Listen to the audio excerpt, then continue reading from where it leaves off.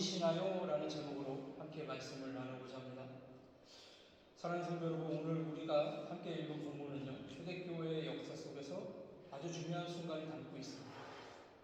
복음이요, 예루살렘을 넘어서 유대 지역의 사마리아까지 확장되는 부분이죠. 예수님께서 승천하시면서 말씀을 주셨습니다. 오직 성령이 너희에게 임하시면 너희가 권능을 받고 예루살렘과 온 유대와 사마리아와 땅끝까지 이르러 나의 증인이 되리라 말씀하셨죠.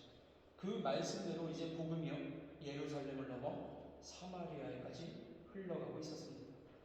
그런데 당시 상황이 어떻습니까? 스데반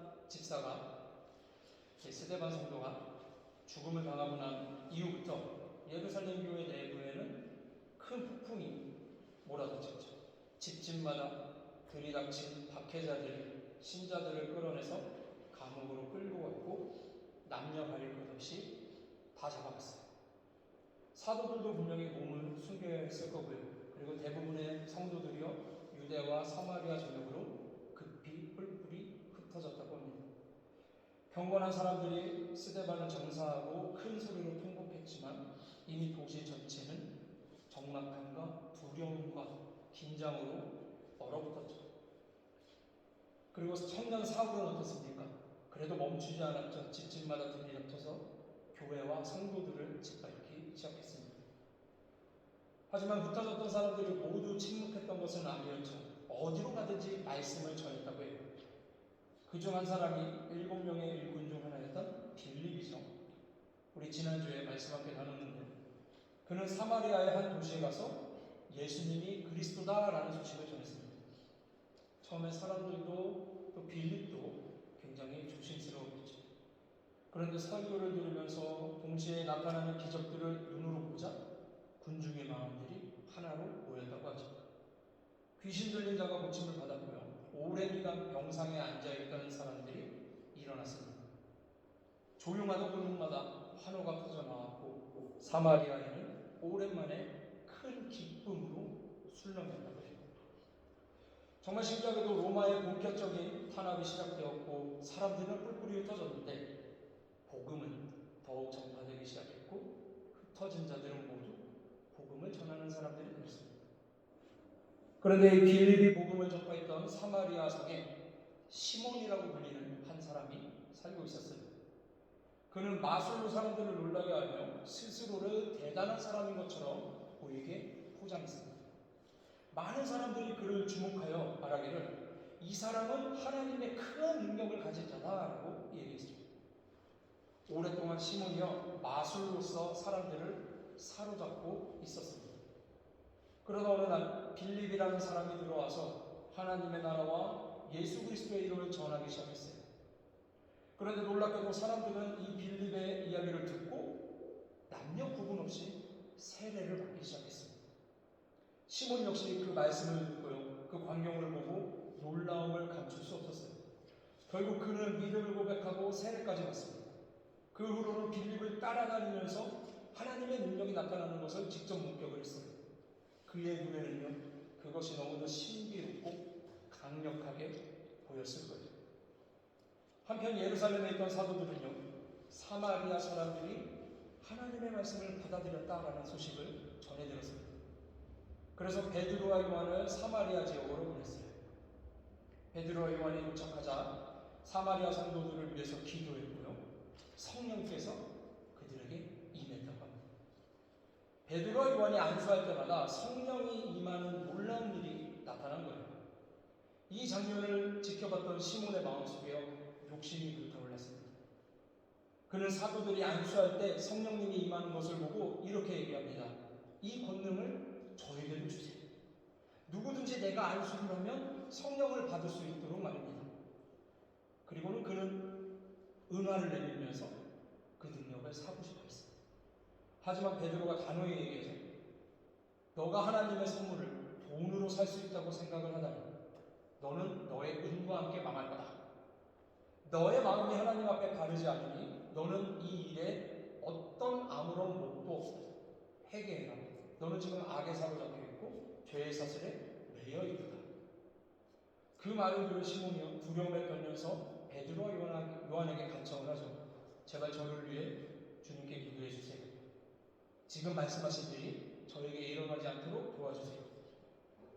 그 후에 어떻게 됐는지 얘기는 나오지 않아요. 그냥 베드로와 요한은 주님 말씀을 더 전했고요.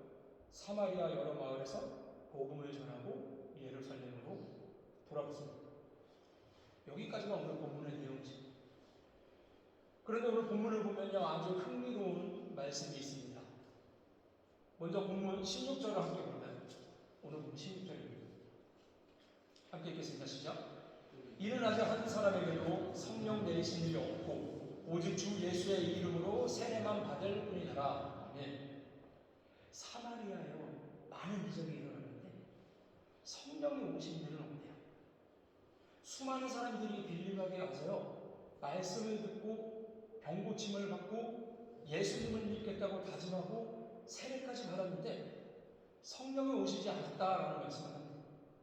그리고 이어서 우리 17절을 볼까요? 함께 읽겠습니다. 시작. 이에 두 사도가 그들에게 안수함에 성령을 받는지라. 빌립이 복음을 전하고 사역을 할 때는 세례를 받고도 성령이 오시지 않았는데 두 사도가 안수를 하니까 사람들이 성령을 받았다고 합니다. 그리고 이어지는 18절 함께 보겠습니다. 함께 있습니다. 시작. 시몬이 사도들의 안수로 성령 받는 것을 보고 돈을 드렸다. 시몬이요, 돈을 들여서 능력을 사고자 했어요. 이는 하나님의 은혜와 능력을 돈으로 살려고 하는 아주 고약한 신부였습니다. 그가 자신이 아직까지 재산을 어떻게 빌려왔겠습니까? 자기가 지불하겠다고 했던 돈을 마술로 사람들을 속여서 재산을 불려놓고 그 돈으로 성령을 받는 능력을 사고 싶다고 딜을 해온 거죠. 하지만 이 내용은요, 잠깐 접어두고요, 우리 뒷부분 문장을 한번 주목해서 보겠습니다. 뭐라고 말씀하죠? 성령 받는 것을 보았다. 성령 받는 것을 본 거예요. 분명히 오늘 본문 말씀에 따르면요, 성령을 받는 것이요, 눈에 보였다고 해요.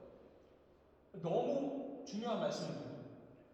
우리는 너무나도 잘 알고 있는 말씀이죠. 예수님께서요, 세례 요한에게 처음 세례를 받으실 때 무슨 일이 일어났습니까? 성령이 비둘기같이 임했다고 말씀합니다. 이것은요, 사도문서에 모두 똑같이 기록되어 있습니다. 마태복음 3장 16절, 마가복음 1장 10절, 또 누가복음 3장 22절에, 그리고 요한복음 1장 32절에 예수님의 성령 침례를 받을 때 성령님이 비둘기같이 임했다고 했을 때 사람들 눈에 보였던 거죠. 당시 사마리아에 있는 성도들에게도요, 사도들이 안수를 할 때 성령이 임하는 것이 눈에 보인 겁니다. 사람들은 그 현장을 직접 보았습니다. 그것을 직접 목격하고 시몬이 탐을 낸 거죠. 그런데 여러분, 오늘날 우리는 어떻습니까?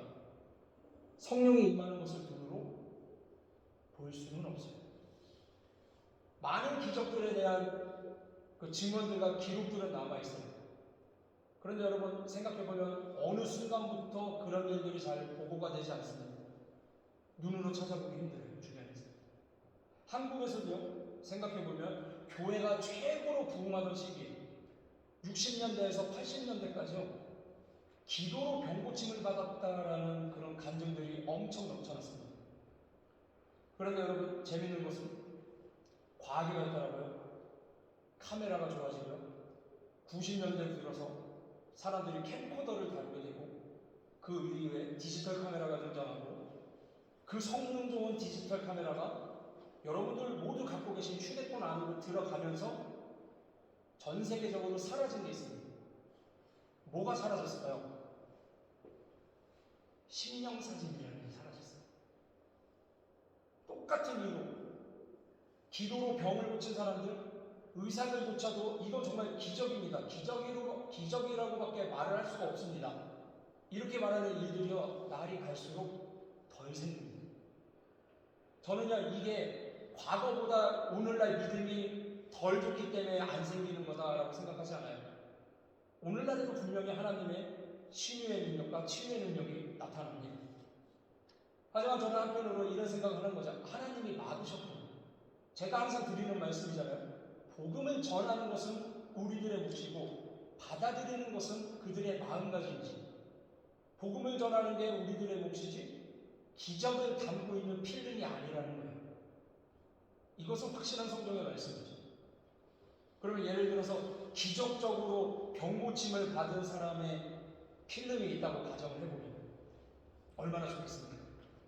사람들이 보고 기도하고 낫는 거를 보고 하나님을 영접할 수도 있으니까.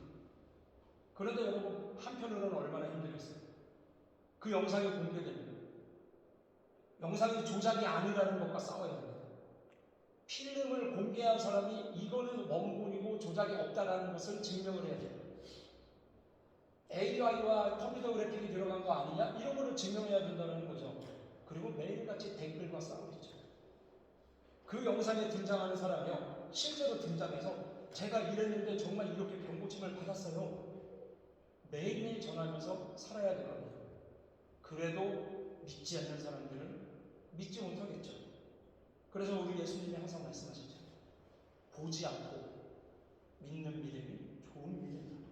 이렇게 예수님이 말씀해 주신 거죠. 그러면 다시 돌아와서 오늘날 우리가 성령님이 임하는 것을 직접 볼 수 없다고 했어요.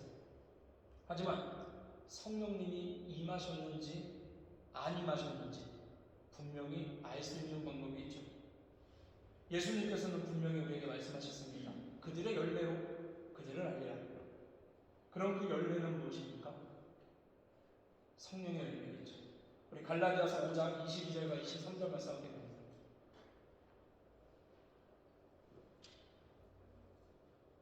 없나요? 더 넘겨주세요. 순서를 실수한 것 같아요. 네, 함께 했습니다. 시작. 오직 성령의 열매는 사랑과 희락과 화평과 오래 참음과 자비와 양선과 충성과 온유와 절제니 이 같은 것을 금지할 법이 없느니라. 아멘. 갈라디아서 5장 22절 이하의 말씀. 이 성령의 열매가 그 사람의 삶 속에서 나타나는 것을 보면 성령이 임했는지 안 임했는지 알 수 있다는 겁니다. 그러면 사랑하는 성도 여러분, 성령 받은 사람들의 특징은 뭡니까? 자, 다시 1번 보여주세요. 1번. 성령 받은 사람은요, 감사로 가득한 사람. 성령의 열매 가운데 기쁨과 화평, 감사로 연결됩니다. 성령이 충만한 사람은 어떤 상황 속에서도 감사할 수 있습니다. 상황이 달라서가 아니라 내 안에 계신 성령이 하나님을 바라보게 하기 때문입니다. 다윗의 삶을 잠깐 살펴보면 그는 사울의 질투로 인해서 광야를 떠돌며 숨어 살았습니다. 그러나 다윗의 시편을 보면 원망보다 감사와 찬양으로 가득합니다. 시편 103편을 보면 내 영혼아 여호와를 송축하라 라는 고백이요, 절망 속에서 터져나왔던 감사의 고백이었습니다. 성령께서 그와 함께 하셨기 때문에 현실의 어두움 속에서도 감사할 수 있었던 거죠. 그리고 역사 속에서도 코리텐붐이라는 여사를 여러분 잘 아실 겁니다. 그녀는 나치 수용소에 끔찍한 고통을 겪으면서 벼룩으로 가득했던 방에 갇혀 있었습니다. 하지만 그 벼룩 때문에 무슨 일이 일어났냐면 그 방 근처로 간수들이 오지 않았대요. 벼룩이 너무 많아서 자기 몸에 오다로 들어오고 피해를 입을까. 그래서 그 덕분에 감옥 안에서 무슨 일이 있었는가, 성경 공부와 기도를 마음껏 할 수 있었다고 합니다. 처음에는 괴로웠던 벼룩조차 훗날 감사의 이유가 되어버렸다는 거죠. 성령이 충만한 사람은요, 불평할 이유 속에서도 감사의 이유를 찾아냅니다. 상황은 바뀌지 않아도 마음은 바뀝니다. 감사는 억지로 짜내는 것이 아니라 성령이 주시는 눈으로 세상을 바라볼 때에 흘러나오는 고백이라는 거죠. 그리고 성령 받은 사람은요, 2번이요, 불평과 원망 대신 믿음으로 살아갑니다. 2번 보여주세요. 이스라엘 백성들이요, 광야에서 수없이 원망했습니다. 그러나 성령 충만한 사람은 원망 대신 믿음을 선택한다는 거예요. 요셉이 그 대표적인 인물이죠. 형제들에게 팔려가서 이집트의 노예가 되었습니다. 억울한 모함을 당하고 감옥에 갇혔습니다. 그러나 그는 원망하지 않았습니다. 성령님이 그와 함께 하셨기 때문에 그는 믿음을 선택했어요. 그래서 창세기 50장 20절에 보면 당신들은 나를 해하려고 했지만 하나님은 그것을 선으로 바꾸셨다. 이렇게 형제들한테 고백을 하거든요.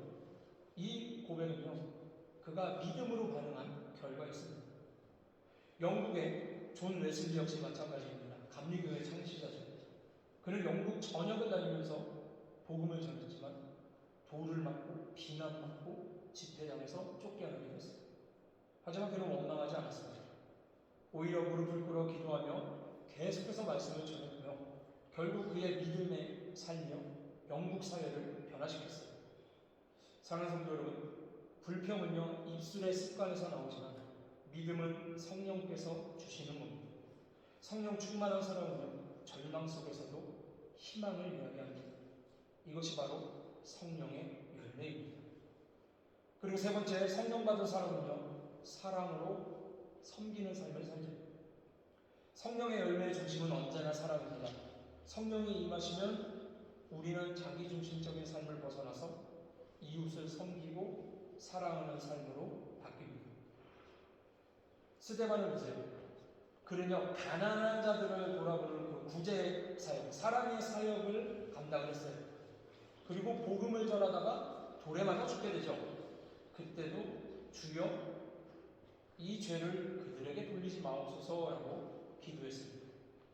성령 충만했기 때문에 죽음의 현장에서 원수조차 사랑할 수 있었던 거죠. 역사 속에서 마다라고 불렸던 테레사 소녀가 또 그러한 삶을 살았죠. 그녀는요 인도의 캘커타 빈민가에서 가장 가난하고 병든 사람들을 위해 헌신했습니다. 저는 정말 중국이랑 인도에서 사역하시는 분들을 보면 경외감이 들어요. 저는 비행기 환승조차 중국과 인도는 가지 않겠다라고 생각을 하는 사람인데, 물론 하나님이 강하게 쳐가지고 가서 선교해라 그러면 어떻게 될지 모르겠지만, 요즘 매스컴을 통해서 너무 보잖아요. 중국과 인도는 전쟁터와 마찬가지다 라는 생각을 갖고 있는데, 그 빈민가에서 가난하고 병든 사람들을 위해 평생을 헌신했다는 거예요. 세상은요 그 사람들을 버렸지만 그녀는 그들 속에서 그리스도의 얼굴을 보았습니다. 그녀의 삶이요 성령의 열매인 사랑을 몸으로 보여주었습니다. 사랑 없는 신앙은요 공허합니다. 성령이 충만하면 반드시 사랑이 나타납니다. 교회 안에서, 가정 안에서, 그리고 세상 속에서 사랑으로 섬기는 삶이 바로 성령의 열매인 것입니다. 그리고 네 번째로 성령 받은 사람은요 인내와 절제 속에서 승리합니다. 성령 충만한 사람은요 쉽게 무너지지 않습니다. 성령의 열매 중 오래 참음과 절제가 바로 그것이죠. 그리고 모세의 삶을 보면요 80의 부르심을 받았어요. 그리고 40년 동안 이스라엘 백성들을 인도하면서 수없는 불평불만을 들어야 했습니다. 하지만 끝까지 인내했습니다. 한순간의 분노로 실수를 한 적도 있었지만 그의 삶은 전반적으로 인내와 절제의 삶이었어요. 성령께서 함께 하셨기 때문에 가능한 일이었습니다. 독일의 역사 속에서도 세계대전 당시에 보네토라는 목사님이 계셨잖아요. 그는 나치 독일 치하에서 신앙적으로 옳은 길을 가다가 감옥에 갇혔습니다. 그리고 절망하지 않고요 동료 죄수들을 위해서 신앙과 위로의 길을 안에 남겼습니다. 그는 끝까지 인내하며 하나님의 때를 기다리다가 나치에 의해서 사형당했습니다. 그의 인내와 절제는 오늘날까지 많은 신앙인에게 본보기가 되고 있죠. 사랑하는 성도 여러분, 우리 삶에도요 기다림의 시간이 있습니다. 성령 충만한 사람은요 하지만 조급해하지 않고요 하나님의 때를 기다립니다. 인내와 절제가 결국 승리를 가져온다는 거죠. 초대교회 때에는요 성령이 임하시는 장면이 눈에 보였다고 해요. 하지만 오늘날 우리는요 성령의 열매를 통해서 성령의 임재를 확인할 수 있습니다. 그런데 성령의 열매를 말씀하시는 이 갈라디아서 5장을 보면요, 성령의 9가지 열매를 이야기하기 전에 육체의 일은 분명하니라고 하면서 성령의 열매와 대조되는 것들을 밝혀주고 있거든요. 우리 갈라디아서 5장 19절에서 21절까지 말씀 함께 읽겠습니다. 시작. 육체의 일은 분명하니 곧 음행과 더러운 것과 호색과 우상숭배와 주술과 원수 맺는 것과 분쟁과 시기와 분냄과 당짓는 것과 분열함과 이단과 투기와 술 취함과 방탕함과 또 그와 같은 것들이라. 전에 너희에게 경계한 것 같이 경계하노니 이런 일을 하는 자들은 하나님의 나라를 유업으로 받지 못할 것이요. 아멘. 이게 바로 오늘 본문에서 시몬이 한 실수들입니다. 시몬은 하나님의 은혜와 성령의 역사를 목격하고도 그것을 돈으로 살 수 있는 능력으로 이해했어요. 그는 사도들이 안수할 때요, 성령이 임하는 것을 보고 은화를 내밀면서 자신도 그 권능을 갖게 해달라고 요구했습니다.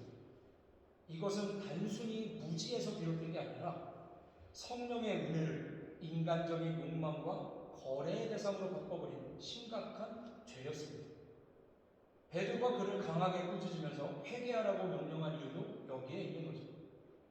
여기서 우리는요, 시몬의 행동이 여러 측면에서 분명한 육체의 일에 속한다는 것을 알 수 있습니다. 먼저 보면요, 시몬의 행동이요, 우상숭배와 주술의 연장선에 있었어요. 그 다음 화면 한번 보여주시나요? 있나요? 제가 해온 것 같은데. 시몬이 원래 뭘 했다고 그랬죠? 마술. 본래 마술사로서 사람들을 현혹하던 자였어요. 그는 하나님의 능력을요, 믿음으로 받아들이기보다 마치 자신이 이전에 쓰던 마술의 도구처럼 취급을 한 거죠. 곧 성경의 능력을 내가 원하는 대로 사용할 수 있는 힘으로 오해했습니다. 이는 하나님을 하나님으로 인정하지 않고 그분의 은혜를 자신의 욕망 충족을 위한 수단으로 삼으려는 우상숭배와 똑같은 태도였죠. 우상숭배는요, 단순히 돌이나 나무를 섬기는 것만 아니라 하나님 대신 자기의 욕망과 이익을 신격화하는 모든 행위를 포함하고 있잖아요. 그래서 시몬은 성령을 섬긴 게 아니라 성령의 능력을 자기의 욕심의 도구로 삼으려고 했습니다. 그리고 두 번째 보면 탐심과 시기가 있었죠. 갈라디아서 5장을 보면요, 직접적으로 탐심이 언급되지는 않지만요, 투기와 시기라는 표현이 있어요.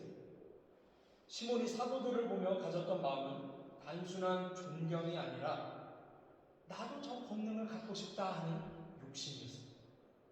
그는 하나님의 영광을 바라보지 않고 자신이 주목받고 싶어하는 마음에 사로잡혔습니다. 결국 그의 시선은 하나님께가 아니라 사람들의 인정과 자신이 앞으로 얻을 이익에 눈이 맞춰져 있었습니다. 이는 분명 육체의 욕망에서 비롯된 것이며 영적인 눈으로는 성령의 은혜를 결코 바라볼 수 없는 태도였다는 것입니다. 그리고 세 번째, 시몬은요, 거룩을요, 거래로 바꾸려는 마음이 있었습니다. 베드로가 말했죠. 네가 하나님의 선물을 돈으로 살 수 있을 줄 생각했느냐? 너의 은과 함께 너는 망할 것이다. 이렇게 단호하게 말한 이유는 은혜를 돈으로 사고 파는 것, 이것은 복음의 본질을 무너뜨리는 일이기 때문입니다. 하나님의 은혜는 값없이 주어지는 것이며 인간의 어떤 공로나 물질로 살 수 있는 게 아닙니다. 하지만 시몬은 은혜를 거래 대상으로 바꾸려고 했습니다. 이것은 갈라디아서에서 말하는 육체의 일 중 당짓는 것, 분열함, 이단과도 연결이 됩니다. 왜냐하면 은혜를 거래하려는 태도는요, 곧 신앙을 왜곡시키고요, 교회를 분열시키고 복음을 타락시키기 때문이죠. 그리고 마지막 네 번째로 육체와 성령이 대조되는 거예요. 육체의 일을 따라갔어요, 시몬이. 갈라디아서 5장에서 바울은요, 육체의 일과 성령의 열매를 대조시켰습니다. 육체는요, 욕망을 따라서 자기 중심적으로 흘러가고요, 성령은 하나님을 중심으로 맺어지는 열매를 나타냅니다. 시몬은 겉으로는요, 세례를 받았고요, 빌립을 따라가는 것처럼 보였지만 마음 깊은 곳에서 여전히 육체의 욕망에 사로잡혀 있었습니다. 그는 성령의 열매인 사랑, 온유, 절제보다는 오히려 욕심과 탐심으로 움직였습니다. 결국 베드로의 책망은요, 시몬이 아직 성령을 따라 삶을 사는 게 아니라 육체에 따라 사는 삶에 묶여있다라는 것을 보여준 거죠. 정리하자면 시몬의 잘못이요, 단순히 돈을 내려고 했다라는 이 행위에 있지 않습니다. 그 이면에 있는 마음, 즉 하나님의 은혜를 이용하려는 자기 중심성이 문제였습니다. 이것은 갈라디아서 5장에 말씀하는 육체의 일과 정확히 맞닿아 있습니다. 그는 성령의 은혜를 갈망한 게 아니라 성령의 능력을 자기 손에 넣어서 다시 사람들을 지배하려는 욕심을 드러낸 겁니다. 그렇게 베드로는 강하게 말했습니다. 너의 마음이 하나님 앞에 바르지 못하다. 결국 문제는 그의 마음의 상태였다는 거죠. 겉으로는 세례를 받았어도 빌립을 따라다니는 것처럼 보였어도 내면에는 여전히 옛사람, 마술로 사람들을 부리던 그 시절, 곧 육체의 욕망이 그를 아직도 다스리고 있었던 겁니다. 시몬의 사건이요, 오늘날 교회와 우리의 신앙생활에 대해 깊은 경고를 줍니다. 신앙을요, 하나님께 영광을 돌리는 게 아니라 자신의 명예, 영향력, 이익을 얻기 위한 수단으로 삼을 때 우리는 똑같이 시몬의 길을 가게 되어 있습니다. 또한 이 은혜를 우리에게 값없이 주시는 하나님의 성품을 망각하게 되고 무언가를 내놓아야만 은혜를 얻을 수 있다고 생각할 때 우리는 또 복음의 본질을 왜곡하게 됩니다. 사도 바울이 갈라디아서 5장에서 말했듯이 육체의 일을 따르는 자들은요, 하나님의 나라를 유업으로 받지 못합니다. 베드로도 똑같은 말을 했죠. 너희에 남겨질 분깃이 하나도 없다. 너희에 남겨질 몫이 없다라고 했어요. 시몬은 회개의 기회를 받았지만 그가 진정으로 마음을 돌이켰는지 그 이후의 삶은 어땠는지 성경에 나타나지 않습니다. 하지만 분명한 것은 우리의 신앙이 성령의 열매로 나타나야 한다는 거죠. 사랑과 희락과 화평과 오래 참음과 자비와 양성, 충성, 온유, 절제, 이것이 바로 성령을 따르는 삶의 증거입니다.